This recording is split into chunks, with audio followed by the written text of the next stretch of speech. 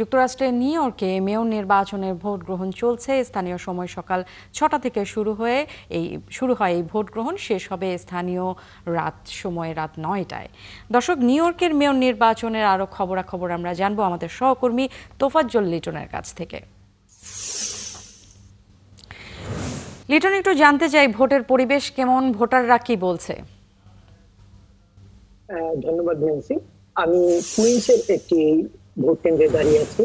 তো এখানের মধ্যে আমি ভিতরে গেলাম এবং চারপাশে দেখলাম। এখানের মধ্যে আসলে কুইন্সের মধ্যে জোফরান মামদানির ভোটার সংখ্যা এত বেশি যে আমি অনেক খোঁজার পরেও তুমুল কোনো সাপোর্টার এখন পর্যন্ত পাইনি।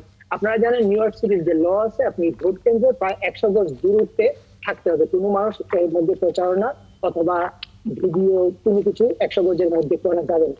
তো এই জায়গার মধ্যে আমি বিভিন্ন ভোটারের সঙ্গে কথা বলেছি। কুইন্স, আপনি জানেন যে 5টা বড়োর মধ্যে প্রায় 1700 ভোট কেন্দ্রে এই ভোট চলছে। 53 লক্ষ ভোট কাস্ট হবে। এরই মধ্যে বিভিন্ন জরিপের মধ্যে আপনারা জানেন যে জোফরান মামদানি প্রথম মুসলিম মেয়র হতে যাচ্ছেন।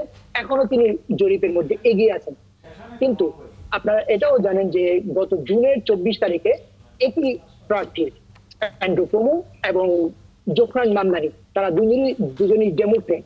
এই দুজনের মধ্যে যে তীব্র প্রতিদ্বন্দ্বিতা হয়েছিল, সেখানে 1,25,000 ভোটে পাশ করেছিলেন জোফরান মামদানি।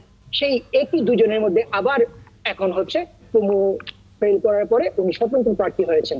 বাট সর্বশেষ যখন ডোনাল্ড ট্রাম্প যখন ওনাকে সাপোর্ট দিয়েছেন, তার দল বাদ দিয়ে ডোনাল্ড ট্রাম্প সাপোর্ট দিয়েছেন তুমুকে, তারপরে ভোটের মাত্রা একটু চেঞ্জ হয়েছে। আগে 10% বেশি দিয়েছিলেন জোফরান মামদানি, এখন আর একটু কমেছে, 4%-এর মতো কমে প্রায় 7%-এর ব্যবধানে এগিয়ে আছেন জোফরান মামদানি।